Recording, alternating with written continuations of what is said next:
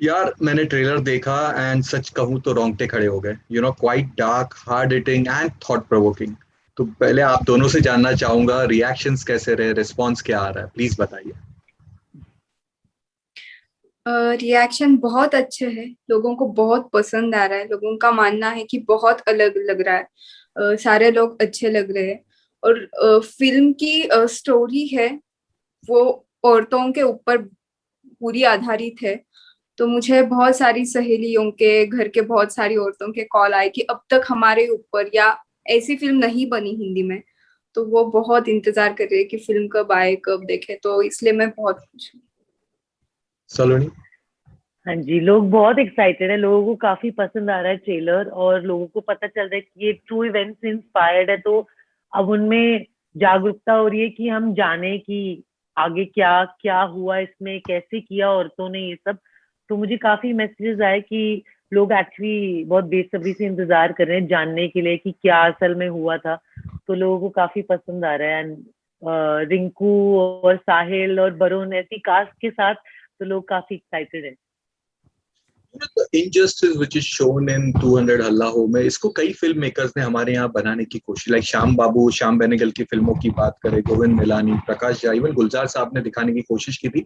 But उस जमाने में ये इसे निश फिल्में कहा जाता था। लेकिन आज पूरी बदलता वक्त है, फिल्में चेंज हो गई है, प्लेटफॉर्म्स चेंज हो गए, लोगों का माइंडसेट चेंज हो गया। तो क्या आपको लगता है this is the right time and right platform for such films? मुझे लगता है बिल्कुल, क्योंकि हमारे पास अब प्लेटफॉर्म्स ऐसे होने की वजह से people have the access to see this kind of content.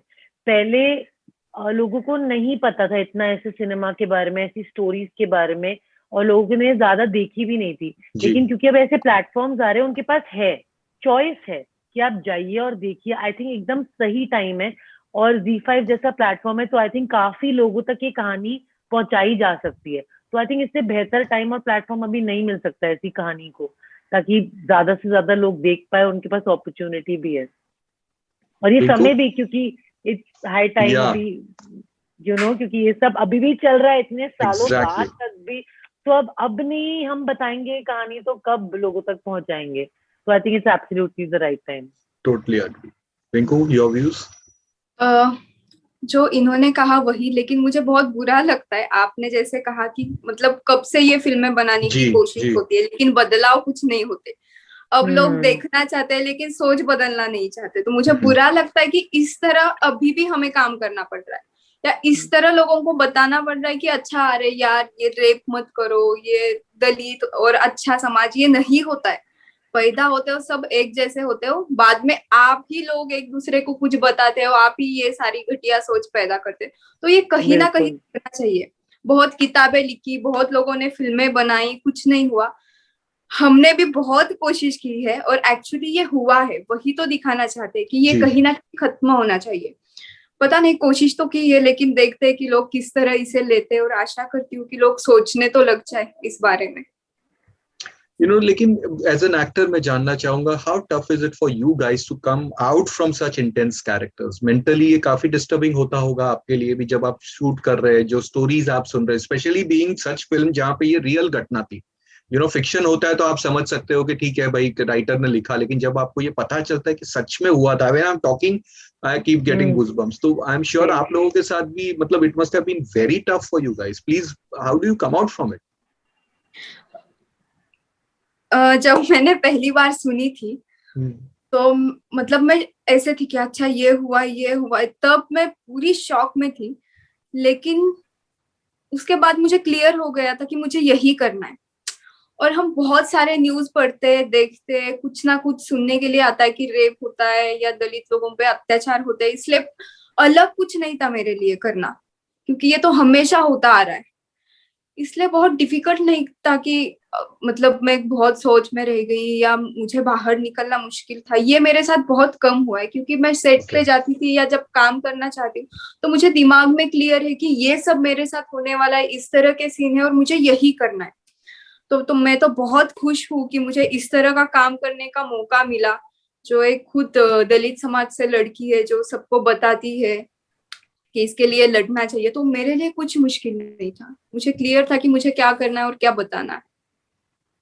सलोनी।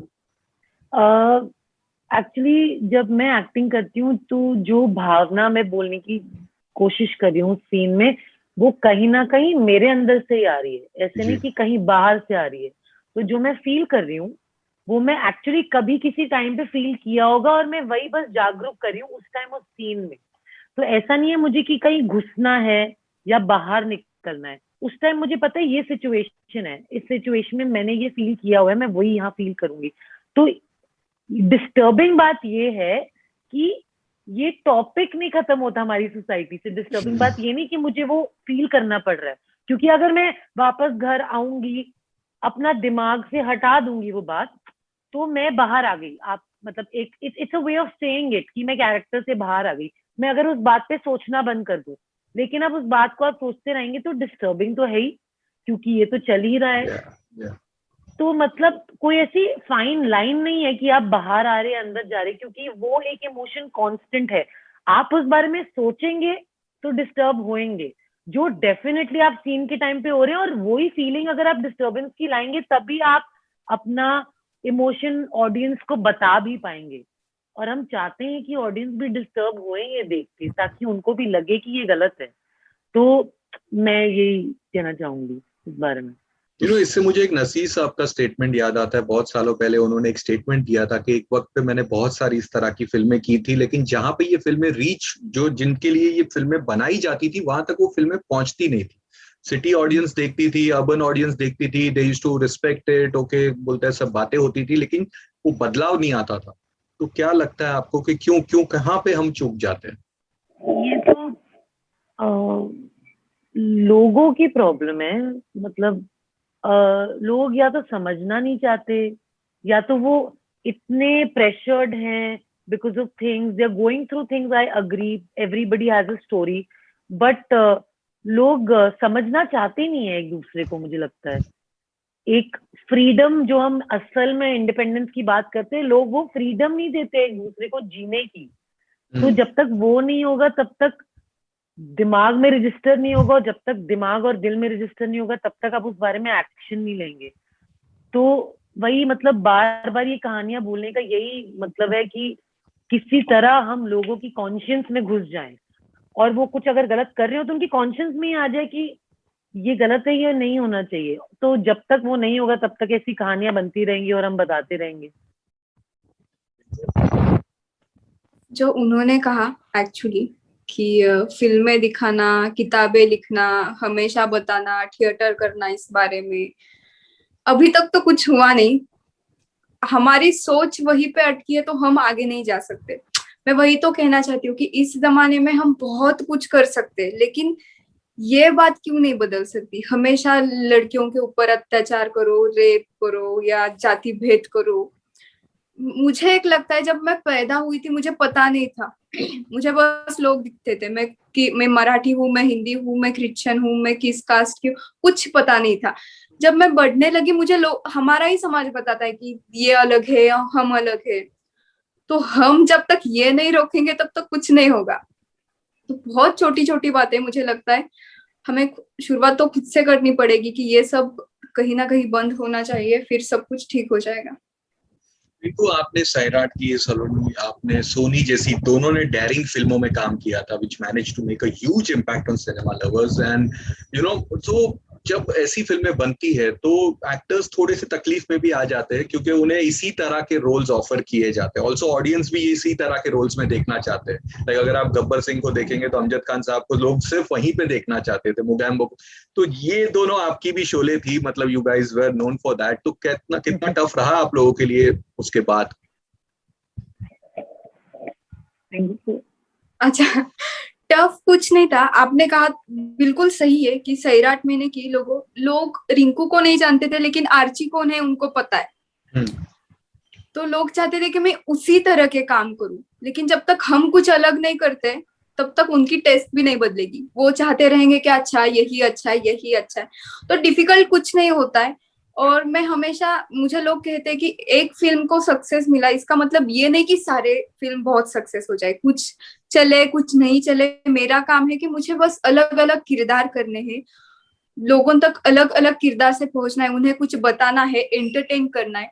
आखिर में उनका फैसला है कि उन्हें पसंद है नहीं है, तो हमें पता चलता है कि अच्छा उनको क्या पसंद है क्या नहीं है, फिर हम उस तरह के काम करते हैं। और आपने बिल्कुल सही कहा कि इसी तरह की फिल्में आने लगती है कि लोगों को लगता है मुझे कॉमेडी फिल्में नहीं करनी है, मुझे रोमांटिक फिल्में नहीं करनी है, मुझे कुछ ड्रामा नहीं करना है, मुझे बस समाज सेवा करनी है या इस तरह की फिल्में करनी है। तो ऐसी बात बिल्कुल नहीं है। मेरे पास इस तरह की फिल्में आती है और मुझे पसंद है इसलिए मैं करती हूँ, लेकिन मुझे हर तरह का काम करना है, हर तरह के किरदार करना है, डिफिकल्ट कुछ नहीं है। मैं रिंकू से बिल्कुल अग्री करती हूँ। मुझे लगता है और आजकल की जमाने में क्योंकि हमारे पास प्लेटफॉर्म्स आ गए हैं, इतनी अच्छी अच्छी कहानियां लिखी जा रही है, तो हमारे पास बहुत अपॉर्चुनिटीज हैं। अब वो हम पे डिपेंड करता है कि हम क्या चूज करेंगे, किस चीज को हाँ बोलेंगे। और अगर मेरा मन है कुछ करने का तो मैं डेफिनेटली करूंगी। ये नहीं कि जैसे इन्होंने कहा कि वैसी फिल्मों से मैं डेफिनेटली जुड़ना चाहूंगी क्योंकि एक सोशल कॉज है और वो मेरे को डेफिनेटली फील होता है, पर क्योंकि मैं परफॉर्मर हूँ, मैं बहुत सारे किरदारों की स्किन में रहना चाहूंगी, चाहे वो एक म्यूजिशियन हो या वो स्पोर्ट्स एथलीट हो या वो एक ड्रग माफिया हो या कुछ भी हो, डांसर हो। I would love to experiment क्योंकि मैं परफॉर्मर हूँ। मेरा काम है लोगों तक इमोशन पहुंचाना, जो मैं बहुत अच्छे से किसी भी किरदार में कर सकती हूँ। और मुझे जिसमें मजा आएगा वही मजा मैं तब भी लोगों तक पहुंचा पाऊंगी। तो मैं I will not want to keep doing the same thing all my life at all. मतलब मैं ये भी करना चाहूंगी, वो भी करना चाहूंगी, रोमांस भी करना चाहूंगी, कॉमेडी भी करना चाहूंगी। और क्योंकि हमारे पास है अभी अपॉर्चुनिटीज हैं, सब कुछ है, तो एज एक्टर्स आई थिंक हमें जो पसंद है वो हमें आगे वैसे बढ़ना चाहिए। और आजकल का जमाना वो खत्म हो रहा है कि लोग स्टीरियोटाइप करते हैं, अभी भी करते हैं। क्योंकि अगर आप ही अपने आप को वैसे दिखाएंगे तो लोग आपको इमेजिन तो किसी और किरदार में नहीं कर पाएंगे। अगर आप चूज करके किसी और को, अपने आप को किसी और लाइट में दिखाएंगे तो लोग वो भी एक्सेप्ट करेंगे। आप सच्चाई से कोई भी कहानी बताइए, लोग एक्सेप्ट करेंगे। तो वही बात है, हमारी चॉइसेस पे डिपेंड करता है actually as actors. You guys also have superb co-stars, Varun Sobti, Upendra Lima, and Amol Palekar sir after long time. So experience कैसा रहा? अरे मजा आ गया उनके साथ तो काम करके। जब पता चला था कि अमोल सर है फिल्म पे तो आई गॉट सो एक्साइटेड, क्योंकि बचपन से देखी उनकी फिल्में, इतना सुना है। और मैंने कभी लाइफ में नहीं सोचा था कि मैं बॉम्बे आऊंगी, एक्टर बनूंगी और फिर अमोल सर के साथ काम करूंगी। तो ये जब दिन आया मुझे पता चला, I couldn't get even like I was so excited. और सेट पे उनके पास बहुत कहानियां थी बताने को। उन्होंने अपने टाइम के सेट से कहानियां बताई, ऐसा होता था ऐसा होता था। मैं और रिंकू बैठ जाते थे कि हाँ सर और बताओ सर और बताओ। और वो मजे भी लेते थे सेट पे, सबसे बहुत मजे करते थे। ऐसे नहीं कि सीरियसली साइड में बैठ जाएंगे, ऐसा कुछ भी। उनका ऑरा कुछ भी इंटिमिडेटिंग कुछ भी नहीं था। और उनके पास इतना एक्सपीरियंस था कि हम जब कुछ भी सीन करते थे तो he would give his suggestions and we would be like कि वाह यार ये एक्सपीरियंस से आ रहा है, and we would try to learn as much as we could. तो बहुत मजा आया।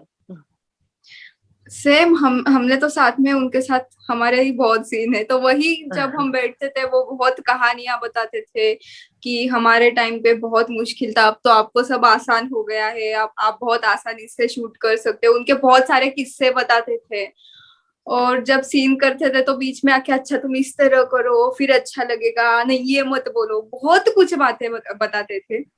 मैं बहुत छोटी हूँ अभी भी, इसलिए मैंने उनकी फिल्में बहुत नहीं देखी। मैंने बस बातों बातों में उनकी फिल्म देखी थी। लेकिन मुझे मतलब मैं बहुत खुशकिस्मत हूँ कि इतनी छोटी उम्र में इतने अच्छे अच्छे एक्टर, इतने बड़े एक्टर के साथ मुझे काम करने का मौका मिल रहा है। तो मुझे बहुत सीखने के लिए मिला इन सबसे। मराठी में बहुत कमाल की फिल्म, बहुत कमाल की हार्ट ब्रेकिंग फिल्म उन्होंने कमाल की।